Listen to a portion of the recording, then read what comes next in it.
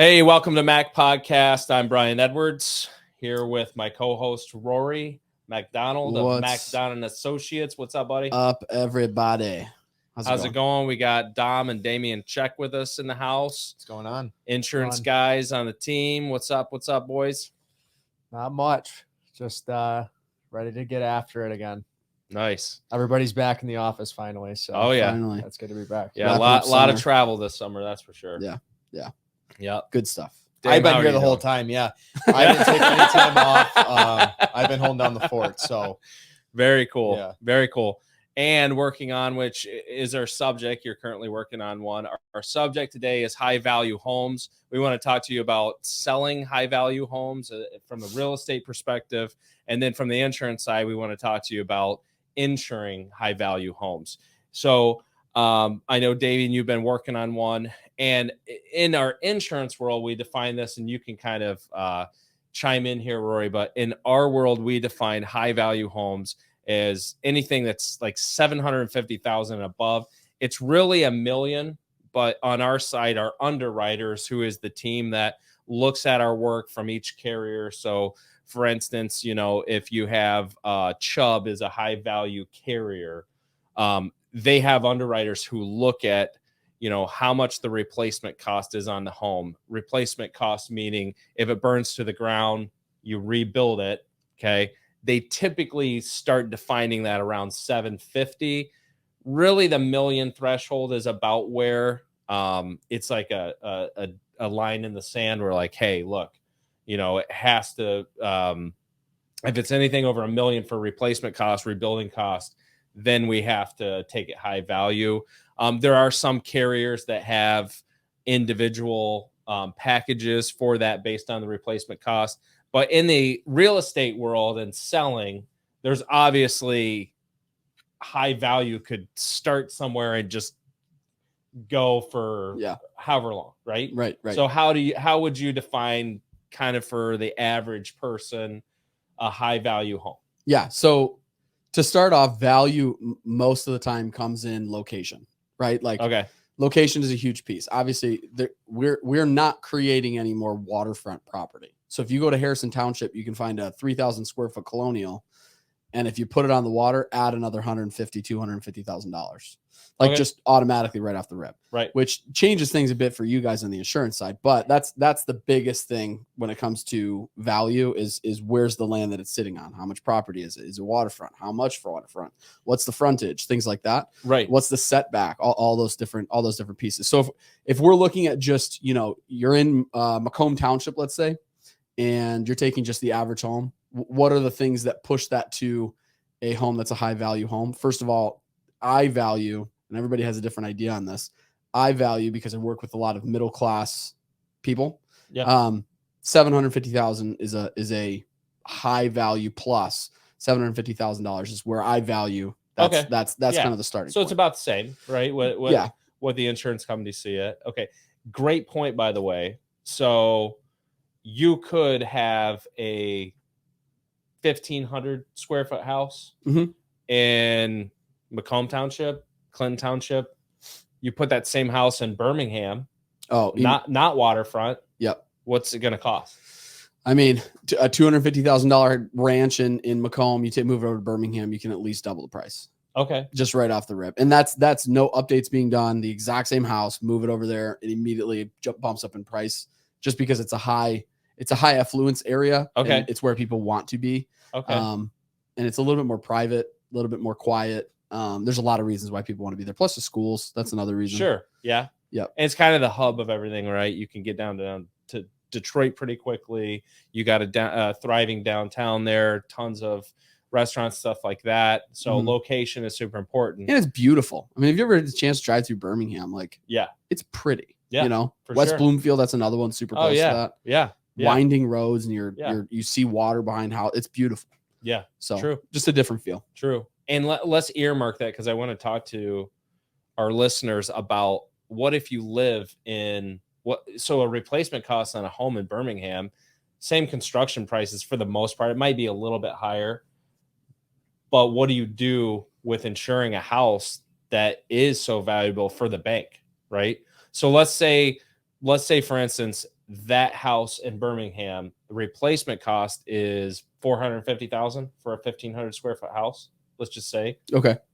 just for an example, 500,000, whatever. But the cost of the house is $680,000. Yeah. What do you do from an insurance side on that, right? Yeah. Because the company's not going to say, hey, the replacement cost is more because it's in that location.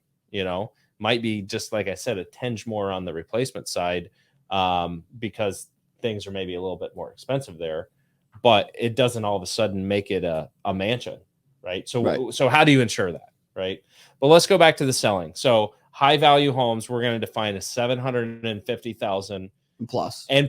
Yeah, could go to 30 million. Yeah, I think right? once you get to like 1.2, 1.2 million, you cross that threshold. And again, it depends on location, but you start getting into the 2, the 3, the 4s, the 7, the $15 million houses, which we see on a regular basis. Yeah, like it's a completely different wheelhouse. It's a completely different game than the ones that we're seeing around this area. But yeah, that to answer your question. That's where I would put it. So that type of customer, what kind of expectations do they have for you as a realtor, and what do you bring to the table to be able to help them? So typically people that are coming in and they're at that price point, they're expecting a house with finished product and good quality finishes in those. So like, a lot of times they want the natural, real, not engineered vinyl plank flooring. They want real hardwood floors that are redone and refinished. They want them to be ones that, can be historic. They want higher quality finishes in the kitchen. So instead of just, a granite that you can go to Home Depot and pick out, they're picking out a specific slab that has the colors that match their schemes within the house and fits in the system, in the kitchen that they want. Right. Higher end cabinets. Like a lot of times we go in and we start seeing custom cabinetry, not like one of the big ones around this area that cabinets that people always value is really, really high end Lafada cabinets. Right. They're and they really go to nice. the ceiling, right? So yeah, they have different kinds, different makes, models, whatever. Sure. But the ones that are really popular now is people rip out the soffit in their kitchen. That's that space just above your cabinets. I don't know if you guys know what I'm talking about, but yeah, it's a space just above your cabinets. They rip that out and then they want the cabinets to go all the way to the ceiling. 42-inch cabinets, they're a little bit more expensive than a 35 or 32-inch cabinet or 36 or whatever it is. It's a little bit more expensive for that.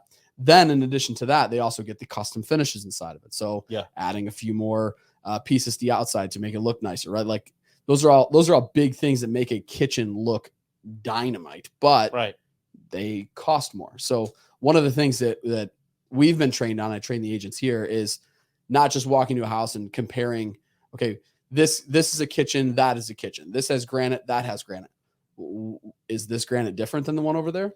Right. Is this a nicer, higher end granite? Are we looking at cabinets that are custom made cabinets? Yeah. That are tongue and groove together and not compressed versus the house down the street? Are we looking at vinyl plank flooring versus, really, really nice custom, real tile in the kitchen, things like that, those kind of finishes. Because reality is if you take two houses, you put them right next to each other, there's going to be differences between the two. Sure. Relatively, they're going to have, for the most part, let's say the same square footage, all that stuff. The big thing that we need to then look at is, okay, the quality of the finishes within this home. Yeah. What is it that makes this house worth more than the house down the street? Well, and there could be different types of granite too, right? There's popular colors of it. There's some outdated, like if you had a green marble or a green granite or green marble countertops, that might be more of like the 90s, right? Versus like a lot of people are putting like the white quartz in for countertops now, so it's staying up not just with materials, but also like the trends that are happening. Because people want certain colors schemes. They want certain, things. That's true. But here's an example. We went into a house, both houses, they were down the street from each other. I was showing it to a purchaser. Yeah. A house was listed about $650,000, the two of them, right? We go in, both of them have crown moldings throughout. Really, really nice crown moldings.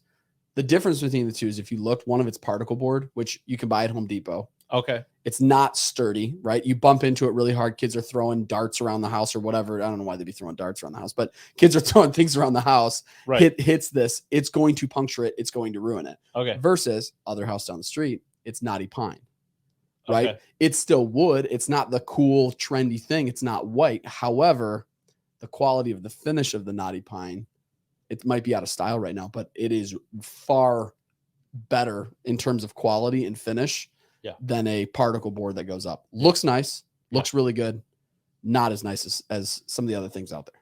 Okay, so what I'm hearing you say, it's really important to know your materials as a realtor. Oh yeah, your finishes, right?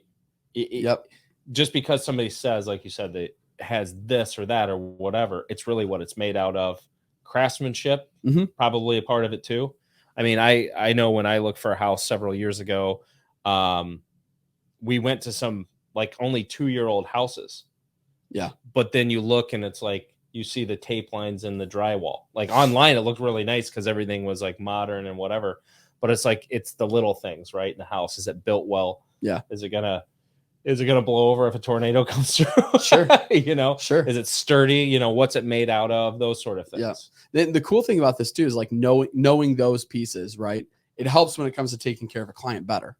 Because I'm able to come to you guys and go, hey, I want you to know this finish, these cabinets, this granite, the flooring that they put in the basement, all of these different things, whatever the insurance is, I want you to know these pieces are not cheap pieces. Okay. So when you're looking at the insurance, remember to bring this up to the client, the reason why, we're having those kind of conversations too. So it's more of a holistic approach when it comes to the purchase of a home. I'm not just showing you the knotty pine crown molding so that you got really nice crown moldings. Yeah. I'm showing it to you because it's really nice. I don't want you to be 10 years from now in an issue where that's not covered too. Right. Your walls are good. Yeah. I want you to be able to replace your replacement cost to match what it is that you actually have too. Great. Let's talk about the insurance side of this. Okay. So what I heard you say is knowledge is super important, right? How does that play into when we're trying to insure a house? Dom or Dame, jump in. Dame, I know you're working on some of these lately. Either of the guys, you both jump in. When you insure, how do you come up with a price for, let's say, Rory sends you a customer, hey, it's high value home. How do you know that your price and the rebuilding cost is accurate? What are some things that you guys do working with Rory, loan officers, the client, to ensure that you got it right? I mean, is you guys just like come up with a basic estimate, or how's that work? Yeah, well, I think first and foremost, especially with the bank, depending on where the location of this house is, you got to kind of figure out what's okay with the bank, because the insured to value doesn't always match up with the market price. Right. And a lot of people, they can't grasp that. And it's okay, because it doesn't make sense if you bought $1 million house and, you come back and you're like, hey, well, it's going to actually cost $500,000 to rebuild this house. But they're like, well, I bought it for $1 million. What is required by the bank? And that's one thing that can become funky. If you run into a situation like that, there are endorsements that we can add on to get either extended replacement cost or even guaranteed replacement cost. And that might fulfill the bank's needs. Right. Now, as far as homes that, 2,500 to 3,500 square feet, and, they're approaching that $1 million mark. It's important, just like any house, to run through the house, figure out, what the finishes are. If they've updated any of these rooms, figure out, kind of get an idea what they're purchasing the house for. But, we've done enough of these where we have an idea where those thresholds are at. Yeah. A lot of the replacement cost is higher right now, so you don't have too many issues, but you want to get it as close as possible, because when you run into high value and you have to work with underwriters,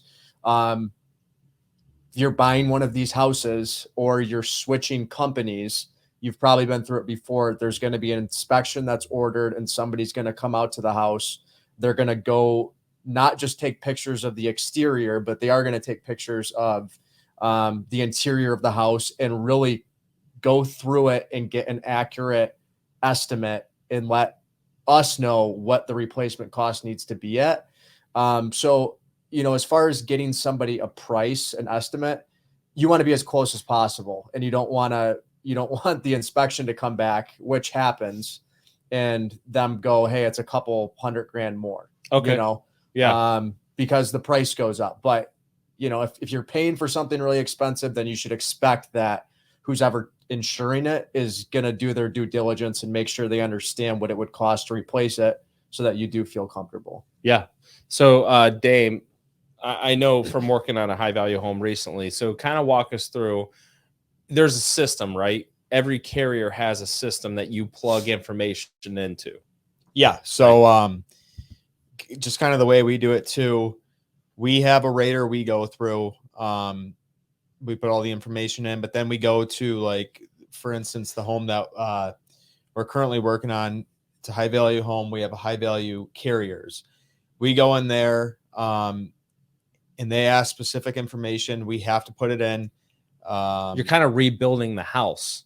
Yeah. In the system, right? It kind of Yeah. pulls through initial things. Yep. But like you have to go through what? How many bathrooms? And you got to be kind of specific, because obviously, again, if you're buying a $3 million home, $2.5 million home, you're going to want that, if something happens, you're going to want that rebuilt to the exact quality it was. So we need to know specific information on, and you guys have touched on this, but like, okay, if it's 4.5 baths, are those custom baths? Is there heated floors in there? There's certain things you have to know. What are the materials in the bath? Materials, right? You need to know.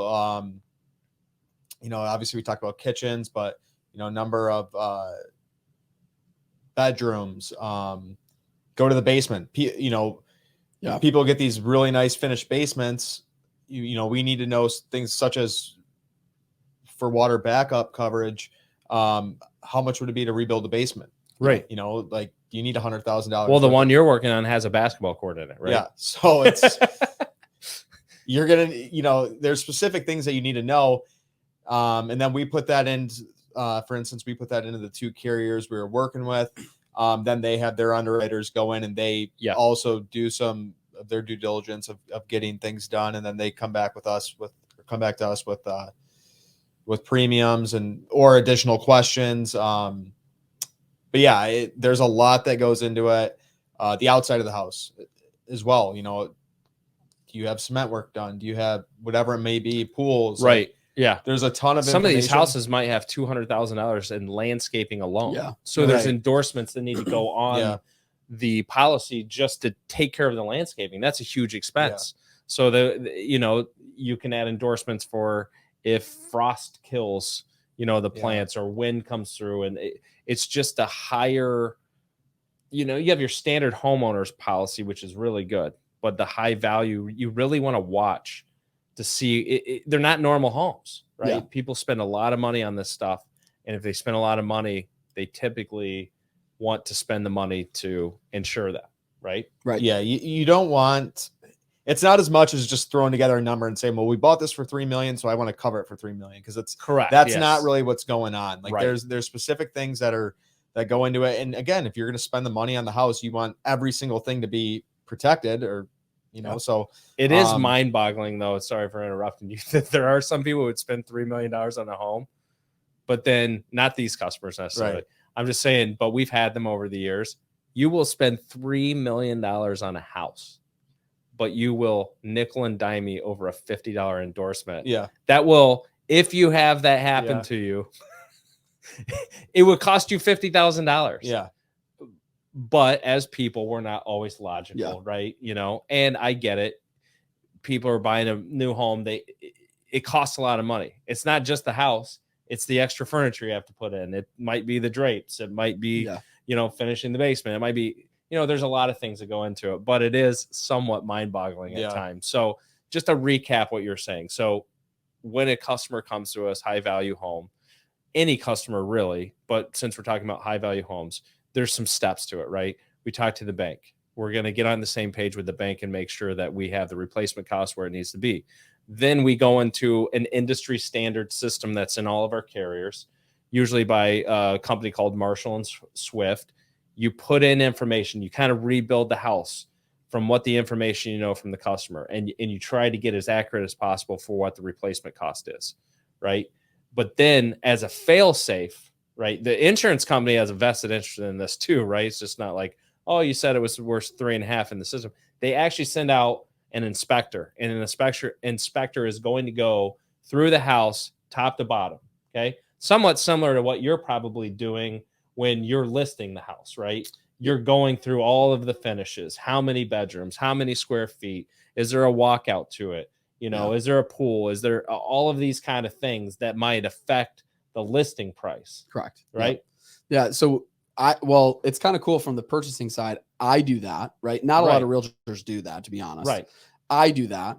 An inspector does that. Well, let's pretend that we're the purchasing side. Mm-hmm. And then we have an appraiser do that.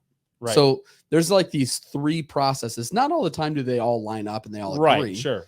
But there's the real estate agent that's looking at the finishes, looking at the quality of the work done, looking at the price of the home, looking at the finishes within the home, all those different things. You have an inspector who's not looking at the price so much, but going, hey, here's things that need to be repaired within the home to kind of bring it up to snuff in comparison to the rest of the homes, and giving kind of an estimate on cost. And then there's the appraiser who's very precise. Yeah. And making adjustments for that house has 6 bedrooms. This one has 4. That one has a walkout basement. This one only has daylight windows. That one has a hip roof. This one has, like this one has peaks, kind of different pieces to it. So that helps a ton from our side, just being super accurate with it. I'm going to give you guys a shout out really quick. One of the things that I noticed, and I'm passionate about this too, so it makes it easy for me to notice it. The amount of education that you guys come to with your clients, is unfreaking believable. Yeah. Like I have seen. Not everyone appreciates it, just so you know. No, I'm sure that that's the case. Just give me the lowest price. Stop bugging me. Why are you asking me these questions? Right. I'm sure, but like hey, we're gonna educate you. I remember when I got my insurance, right, for the house that I purchased in Richmond. They literally just sent me a sheet and said, "Here, sign it." I'm like, I don't even know what the heck I'm signing. Right. Like, what's the coverage? You know what I mean? Right. Here, sign this. We'll send it to your lender. You're all set. Right. But like, I've literally seen you guys go above and beyond in sending hey, I'm going to walk you through your policy. Yeah. Video in an email to your clients, explaining everything, and then being on the phone for another 35, 40 minutes. Right. Yeah. Because they had a question. Yeah. Right. Like the amount of times that I've seen you guys go above and beyond. Cool. It makes me so happy to be doing this podcast with you guys from that perspective, because this isn't just you trying to convince somebody to buy something, right? Yeah. That extra endorsement. It's you going, hey, no, there is value in this being here. Yeah. This is what I would suggest that you do. This is my professional opinion on what you should do. Yeah. And I think that's super valuable. No, I appreciate it. Same to you. I mean, I feel like education has been key for you, right? I mean, we need to add value to what's happening in the transaction with our clients, right? And and the more we can educate them and know, right? I think your first, brokerage you were a part of was a high value builder, right? So you learned a lot of these ins and outs of homes. And, it's funny, when I got into insurance, I kind of fell into it.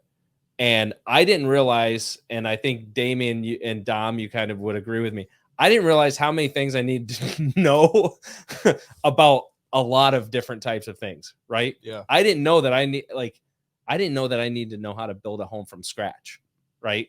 I didn't know a lot of finish. I got into this when I was 15 years ago. So what was I, 26, 27? Yeah. I didn't know a lot about homes. I was not a handy person. Right. I just had to learn the lingo. What is a hip roof? What is a gable? What's a gambrel roof? What is, whatever it might be. But all of these terminology, I didn't realize that it was going to be important for me to do it, and when I first started, it was more like just quote it. And if the price beats it, That's what it should be. Move on to the next customer. And there was a value that I learned from some mentors and agents that, hey, do you want a customer for 6 months, or do you want a customer that's going to be with you for a lifetime? We'd rather have customers that are lifetime and people who value the same things we value, right? Because here's the problem. The problem is you start asking questions about what's in your policy when you have a claim. Bad time to start asking. For sure. Right? And I don't expect our clients to remember everything, but I want them to know that we've thought about it more thoroughly than they have, because that's our job. And I think the same thing for you. I think, Roy, I've said it in with you on the listings appointments. And the thing that I noticed is the level of competence and confidence you have in what you're doing. Right? I hope so. No, no, thank you. But that's the thing that I think makes people want to do business with you. I know we're tooting a lot of each other's horns today or whatever, and maybe that's what we need today, get a little pumped up. But no, truthfully, I feel that that you do a really good job of making the customer feel like you know what the hell you're talking about. Right? I come from an education background. That helps a little bit. Right. Being a teacher, probably. Yep. I want you to, I have far too many times in my lifetime had family members been taken advantage of because the piece of paper they were signing was not explained. Sure. Right. Sure. And so I don't ever want to be on the giving like side the Wolf of that. Wall Street sale, like just close. Yeah. Just close. Yeah. That's a real thing. It's a real thing. Oh, in the sure. industry, It happens, right? It happens every single day that people, Sure. They don't really care whether or not they sell the house. They're just putting a sign in the front yard to hope that they get a buyer and they look good. It's another form of publicity, right? Right. That's a real thing. It exists. And it's unfortunate that that's the world that we live in. So I and every agent on our team here goes above and beyond to make sure that we are not the ones doing that. Right. Now we lose to those agents all the time. Right. That's okay. I'm willing to lose to them knowing that I'm taking care of somebody. Sure. They're going to cut their commission down to nothing, and they're going to have to sell 100 homes just to make what they need to make or whatever. Well, there's that, but like, here's reality. You guys could cut things down to nothing too, right? No, I'm saying, like, in the grand scheme of things, there are insurance companies that cut all the way down to nothing just to win the claim. Oh, yeah. I thought you meant our no, the commissions, whatever we get, we get. No, not the commission side. I'm saying, like, you're saying you could gut I'll call our policy. company. Like, hey, you could less commission. you could cut it down to nothing and get the client and go, okay, sweet, we got him. Oh, sure. And then they run into an issue, and who's to blame? Yeah, you. Right? Oh, dude, we could sell hot piles of turds all day, man. Right. I mean, if you could write so much, you could write so much business in our industry if you were just like minimum. Right. And you just show people a price and didn't talk about it. Yeah. Absolutely. And guess what? There are people that do that. Oh, 100%, dude. Sell a 7-day policy. That's the thing with the high value house though. Like it's going to be more expensive because the carriers where that's their sweet spot, if you're not already in that pool of individuals that have high value stuff, like say you're moving from a really nice, 1,500 square foot house and, you hit the jackpot and you're like, hey, I'm going to buy myself a $1 million plus house. Well, you're going into a different territory and you're going to pay the same type of share that people around you are paying to live in a high value home. And a lot of times, what could end up happening is you could gut somebody's policy just to get it in. Yeah. But that inspector is going to go out there, the underwriting, they're going to ask stuff. There's just a price to doing business, at the end of the day, when you want to buy the more stuff that you have, the nicer stuff that you have, the more expensive it's going to be. And that's just the way it is. And, we have a pretty good grasp on if something's pretty out of control. But we know what you need. We know the coverages that you need.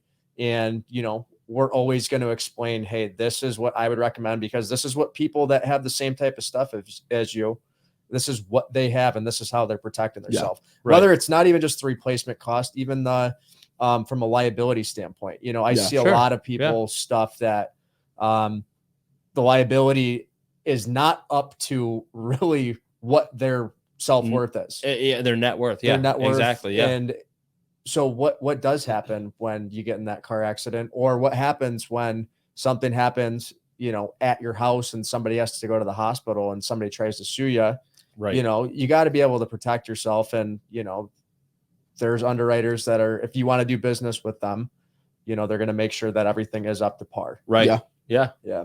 Yep. It doesn't matter till it matters, and Yeah. we're not the scare tactic people. Yeah. Likelihood of you getting sued because of a car accident, it's relatively low. Yeah. Yeah. Same with home. Somebody, your dog biting somebody, it's relatively low, but we plan for the worst. Yeah. Right. We're talking about the freak And stuff accident happens. stuff. Freak accidents do absolutely happen. Yeah. They just do. Right. Yeah. So, I mean, to compare that really quick, Yeah. right? Like we're in a hot market. Reality is a lot of people look at us real estate agents and they go, commodity. yeah. I'll just hire the cheapest one. You'd be surprised how many houses don't end up selling. How many houses end up expiring or going conditionally or unconditionally withdrawn because they hired an agent. And because here's what happens: the difference between you guys and Well, us, there's a track record of like the pricing Oh. and stuff too, and you see it and you're like, "Whoa, what's going on with yeah, this house?" yeah, right? and it gives you more in depth on the MLS. You can look up that specific agent and go, dang, he's done this with 12 houses this year. Yeah. He's only selling 56% of what he lists. Yeah. And here we are with our arms crossed, people, I didn't want to list with you. He's cheaper. Yeah, he only sold half the freaking houses that he listed this year in the last 2 years. Right. Yeah. And we're sitting here at 92%. Yeah. It You know should what be I mean? it should be like the NFL where like it shows Yeah, your each stat realtor's line. stats. Yeah, it absolutely should. It would help a lot. I would Yeah. love that. Yeah. But like that's the thing that people don't understand is when you guys are doing this, right? Like, Yeah.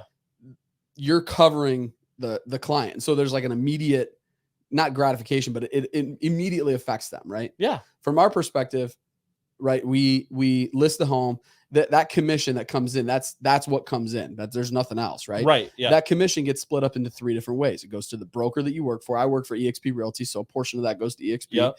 There's me, I'm left over, right? And then there's marketing. Yeah. Right? Actually marketing the home. That doesn't happen until the house sells. So I have a vested interest because I'm investing money into marketing Right. your home. Sure. Yeah. I'm feeding my family from this one. Yeah. And then the broker, he ain't gonna cut he's not coming down. Yeah. Right. Right? Yeah. So what people end up doing is they go, hey, you know what? I'll cut it way down to you. Let's do 1%. And so the broker gets his piece. Right.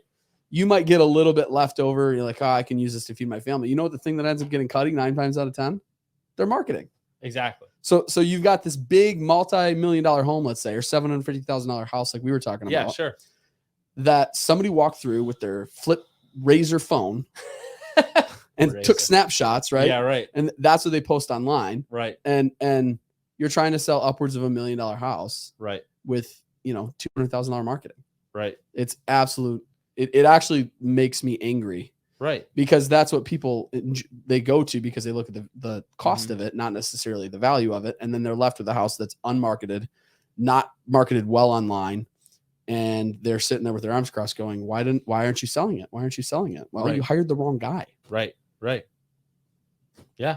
That's what it comes down to. Totally makes sense. Yeah. Speaking of picking the right guy, let's end today's session on high value. We got fantasy football coming up, right? Don't need to spend Coming too much up, time bro. on I this. drafted last night. Well, for me, sorry, mine's coming up. But some of us play FanDuel, some of us play DraftKings. I know you've moved more to that, right, Dom? Yeah. I don't really do The leagues are kind of old, but I I just still have do too a short couple. of attention span. I know. I like going week to week. Yeah, Yeah. for sure. Win some money. You're still with all the same buddies. Everybody's dialed into every game. So first of all, who's all doing some form of fantasy football this year? I don't gamble, but I'll tell you my picks if I did. I'm definitely doing my FanDuel league again. And I think we maxed out that league. So they're What are the 16 guys in there? Or I something think like that? I want to say it's like 16, and we each pay like Or gals. I don't know. if we there's each girls pay in like there. an entry fee, and then each week is $10, and It's like a little pay. top three, it pays you out back to your account. But Yeah. so I'm Just excited to have get that something a going. little on the line so people pay attention to it. And Yeah, and it's a off, fun right? way for Yeah. any of the buddies to Yeah. chit chat and text throughout Sure. the day and Yeah, stuff. smack talk. That's good. I do Yeah. actually have a cool one that I'm doing this year. But you don't gamble. I don't gamble. Yeah. It's But if I did, I would join this league. So it's actually college football. And what is there, 13 weeks in college football? Yeah, Yeah. something like that. Depends on what conference So you're in, each but yeah. week, Yeah, sure. you pick a different conference. Oh, okay.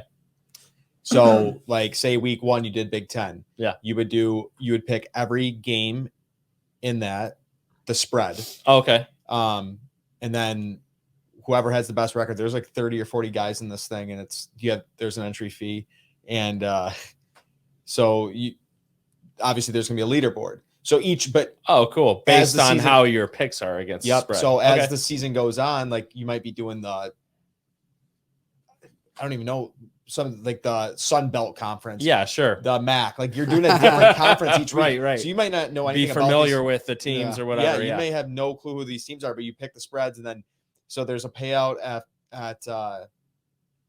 like there's 4 quarters essentially. Yeah. And there's different payouts each time. And then like at the very end, there's a big payout, which is Yeah. you have 40 guys in it. $10,000 each. I mean, it's got to be a big. Yeah, but again, I don't gamble. If I did, I would join this league. But Yeah. but it's actually pretty cool because I've never done something like that with college. Oh, nice. As far as like just picking a different conference each. It'll week. make you pay attention to some other colleges you probably don't pay attention Yeah. to. It'll be Wednesday night. Joe Montana Yeah. versus university versus like Yeah. Yeah, some Maction. random. Yeah, yeah. you got the Yeah. Jackson Wow. Community. Alma's playing tonight. Yeah. The That's Jackson awesome. County Jail versus. Yeah. Wow. Adrian and That's Alma nice. are Yeah. really. So real quick, couple picks for NFL. Who you like this year? Fantasy players who you think are some high value picks? You're looking at me. Yeah, Who? because you're So- the fantasy master over here, I'm according to you. write that down. Yeah. Write According- that down. according According to to me, Rory. you said it, not Yeah. me. So I'm a huge Steelers fan, and I really like Najee Harris. Okay. I said this earlier, and I'll say it over and over and over again. I think the Steelers are going to be the AFC North champions this year. I'll bet you 100 push-ups. They're not. But before we walked into this, Who do you think? Who do Yeah. you think's going to win the AFC North? Is it AFC North? I think it's AFC North, right? I don't know. I think it's the Ravens. North. Ravens. You think the Ravens? The Ravens are going to Not the Bengals. No. Okay. I Not forgot about Deshaun Bengals. Watson and then the Cleveland massages. No. No. Okay. Yeah, All right. that's a tough division because they all I beat think each Ravens. other up. Yeah. Yeah. It is a tough division. It's a fun to watch. I think they're going to let division. Lamar Jackson run wild finally. Stop trying to make him a pocket quarterback. I bet you And he gained 20 pounds. Mitch Trubisky has the best year of his career this year. Think so? They do a Mhm. good job. There's of not much. insulating. There's not much to go off of. The so. best year of his career this year. Here's a stat line for you. Ready for this? 3,500 yards passing, not a ton because they're going to run the ball a lot, and it's Najee Harris. 30 touchdowns passing. No, total rushing and passing, and they will go. I'm going to say 11-5, and they will make it to the playoffs as the AFC North champions. I would never put 100 push-ups. Doesn't happen. I could see Not that. at one time though. I could gonna- also see Kenny Pickett starting quarterback week 10. we could see that. I don't think it's going to happen. Yeah. I don't think it's I going to forgot happen. Kenny Pickett's. Yeah. There. Yeah. Who you like And this George year? Pickens too. That's another one. Go Who ahead. you like this year for fantasy? Dude, I don't know. I mean, I like DeAndre Swift. All right. I know he's getting a lot of love. I think he's going to have I know a he's great- getting a lot of yeah. love because of like Hard Knocks and stuff, but I play him religiously in FanDuel, Yeah. and he always produces. I mean, when the Lions score, there's usually a pretty good chance that he scores touchdowns. If they're in Well, the he red, can catch if they're the in the ball, red zone, too. yeah, if they're He in the can red catch the ball. zone, Yeah. he goes in. Yeah. I don't have to worry about Yeah. him splitting too many. And I know reps. from Hard Knocks they're working on him stopping going outside so much and just cutting up the middle, Yeah. and taking the open gap basically. Yeah, His coach was losing his mind. he's a play. this He's a last week. baller though. No, he He's is, really yeah. good, yeah. He's got to stay healthy. I'm He's gotta excited stay for him healthy. to get traded. Yeah. Rory hates the Lions. hate them. You know? I have one rule in fantasy football. Yeah. I don't ever take any Lions. Yeah. That's my one rule. Yeah. Hater. Nah, I'm just saying. for fantasy You would never football, take you Calvin can. Johnson when he was playing. I did not. Nope. Well, Yeah. that's But a it was mistake. also the year that Adrian Peterson was around. I always ended up with Adrian Peterson. Yeah. That's not bad. Yeah. It's not terrible. Yeah, I'm gonna go out on a limb here and say Kenneth Walker has a big year out in Seattle. I am. I know Spartan Slavy. You know he's injured, right? Yeah, he's injured. No, he's going to have a big year, though. He's going to come back from it. He is going to be solid. Okay. Yeah, I think he'll be I solid. can see that. They're doing a rebuild. Their team's going to not be that great, but I think he's going to be I think he's going to be good. Yeah. So Here's a sleeper pick for everybody. You ready? go ahead. Alden Smith. All right. You guys familiar with Alden Never Smith? heard of him. I think it's Alden Smith. I might be getting his name wrong. Is that Alex Smith? No. I got to look it up now. His brother. Running back in New Orleans, Okay. which They're in a rebuild. what's too, going right? to happen with Alvin Kamara? Nobody knows. Who's the Yeah. other guy they had besides Kamara, though? They had that's the running back. Abram Smith. I'm sorry, Abram Smith. Go look up his Who's the stats other- though. In college, he went to Baylor. Not really a receiving back, mostly like a bell cow, like I'm gonna run Yeah. the ball, like a Dalvin Cook type deal. 1,600 yards and I think 12 touchdowns just rushing at Baylor. He's Yeah. a beast. Are you talking about Pierre Thomas? No, who was the other? Adrian was there. Reggie Bush, Mark Ingram. He Who was the else there? backup when You talking about the quarterback? Kamara was hurt. Oh, hold on. No, Wasn't it? What's the guy who plays every position there? no, it's not Taysom Hill. Taysom Hill. Oh, right. Yeah. He also coaches. He punts. He Yeah. coaches Yeah. and gets the ice baths together. Middle linebacker. Yeah. He does massages in the locker room. Yep. When they All win, he right. carries out the Gatorade by himself to dump it on the coach. Exactly.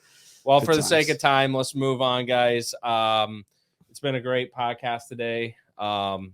Good chatting with you about high value stuff. A lot of value, guys, that everybody added here. Thanks for your perspective on the real estate, Rory. If you're buying or selling a home, whether it's high value or not, or you're insuring a home, whether it's high value or not, give us a call at Royal Oath Insurance Group. Love to insure it. MacDon Associates, Rory McDonald here. We'd be happy to help you with that purchase, with that insurance. And thanks for listening today. It's a good time as always seeing you guys, and have a blessed day. We'll see you. See you guys. So,